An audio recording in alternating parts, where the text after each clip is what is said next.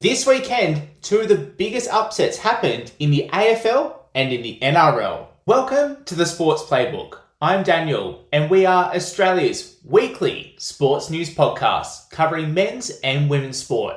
So here's everything that happened in this weekend in sports. In the NRL, the Dragons get their first win of 2026. The Dragons travelled to Suncorp Stadium with nothing to lose. At one point, skipped away before the Broncos came back to give them a massive scare. But the Dragons held on. For the Dragons, this is their first victory since round 23 in 2025. It's the first win for new coach Dean Young. In the other games, the Sharks defeated the Seagulls by 6 points. Sharks hooker Blake Brayley, who was also Blues debutant only last week, broke his arm and he is now out of Game 2 of State of Origin. The Newcastle Knights also got a big win over the Eels, and that pushes them up into the top 4. The West Tigers snapped their losing streak to upset the Bulldogs in a massive game for the West Tigers. The Storm got a convincing win over the Roosters, whilst the Raiders also got a big victory over the Cowboys in Canberra. And in the final game, Penrith held on for a tight victory against the Warriors, 20-18.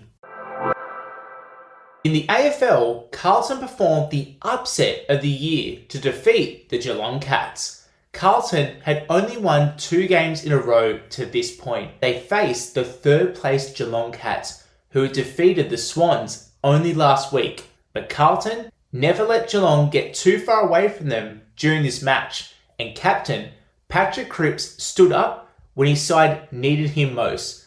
With a mark inside the pocket, Cripps got a 4-point lead for Carlton, which they were able to hang on to for their third win in a row. The Western Bulldogs caused a massive upset to defeat Collingwood by 4 points. The Sydney Swans bounced back to smash the Richmond Tigers by 114 points, thanks to the incredible effort through Charlie Curnow. For Charlie, he ended the match with an impressive 8 goals to his name. And Fremantle continued their 11-game winning streak, defeating the Lions, and the Giants also beat the Melbourne Demons.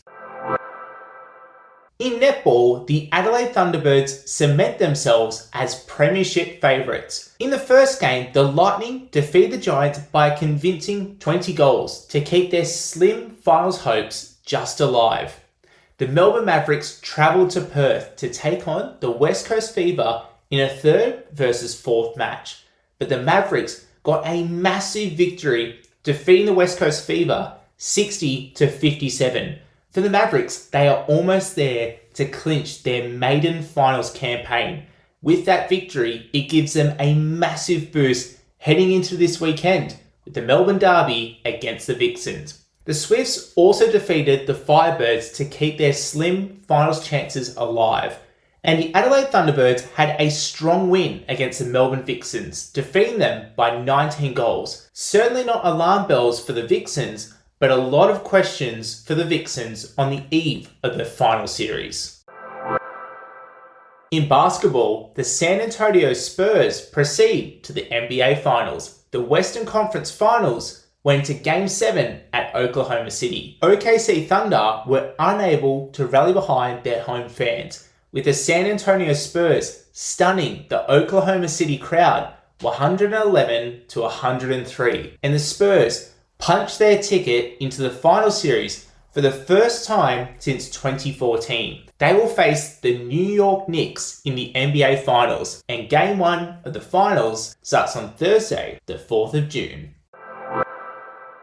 In tennis, no Australians remain in the French Open. Alex de Minaur and Novak Djokovic have been eliminated in the 3rd round of the French Open. This means for the first time in the men's tournament since 2022, the tournament will not be won by either Novak Djokovic, Jannik Sinner, or Carlos Alcaraz.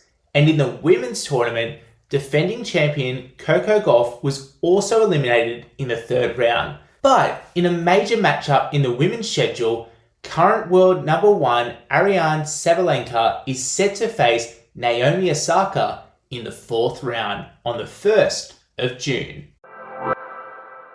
In football, PSG wins the Champions League final. PSG beat Arsenal on penalties. Both sides were level at 1-1 after full time, so it went down to a penalty shootout with PSG winning on penalties 4-3. For PSG, this is their second straight Champions League trophy. Also in football, Liverpool fire their manager. Arne Slot has been fired only 1 year after Liverpool won the Premier League title. Arne Slot, in his first season with the club, he won the Premier League title, but Liverpool have found things much tougher during this season. So Liverpool have made the tough decision to sack their manager. And that was your weekend results roundup. So now it's time to dive in to our main story. Our main story from the weekend is the Australian Diamonds netball team has been selected. The 2026-2027 team has been chosen by coach Stacey Mirankovic. Both current captains, Liz Watson and vice captain Kate Maloney, have both kept their spot in the selection. There is two main inclusions in the Diamonds team. Danelle Wallen, goal shooter for the Sunshine Coast Lightning, who was a squad invitee last year, has earned her spot in the main squad. The other massive inclusion is Jessie Grenvold, who has earned her very first Diamond squad selection off the back of her impressive form for the Melbourne Mavericks. For Jessie, her position is goal defence for the Melbourne Mavericks. Whilst there were two big inclusions to the squad, there are four massive exclusions from this squad, and they are as follows. Lucy Austin from the Giants, Rudy Ellis from the Melbourne Vixens, Ash Irvin from the Lightning, and Paige Hadley for the New South Wales Swifts. Out of all the Super Netball teams, the Melbourne Vixens had the most squad members with 5, followed by the Melbourne Mavericks, and there were also 4 invitees into this team. So they are not a part of the actual squad, but if someone from the squad does get injured, one of the invitees could be put into the main squad. These 4 players include Macy Gardner, Charlotte Sexton, Amy Sliger, and Grace White. And the squad has been chosen over a 2-year time period, and it's arguably the 2 biggest years when it comes to netball for Australia. In 2026, the Commonwealth Games will be held in Glasgow, followed by the 2027 Netball World Cup in Sydney. For this squad, there will be an additional squad that is chosen to represent the Australian Diamonds at the Commonwealth Games in 2026. That squad is set to be chosen in the coming weeks during the Suncorp Super Netball Final Series. Later in the year, the Consolation Cup will be held against the New Zealand Silver Ferns. That was our main story from the weekend, but as you know, we always have to highlight who is a standout performer from the weekend, and there is no one more deserving than K1 kayaker Jess Fox, who has earned her medal in her return from injury. For Jess Fox in World Cup competition, she has claimed a silver medal in the kayak final on her return to the sport. It comes only 9 months after Jess had a kidney removed in surgery. Jess mentioned post-race that this was the first time a silver medal has felt like a gold medal to her. Congratulations to Jess Fox. You are the Sports Playbook standout performer from the weekend. It's time to head in to our state of play. This is how things stand after the weekend in sports. In AFL, Fremantle lead after 11 straight victories, followed by the Sydney Swans after their massive win. Hawthorn, Geelong, Gold Coast Suns and Melbourne Demons round out the top 6.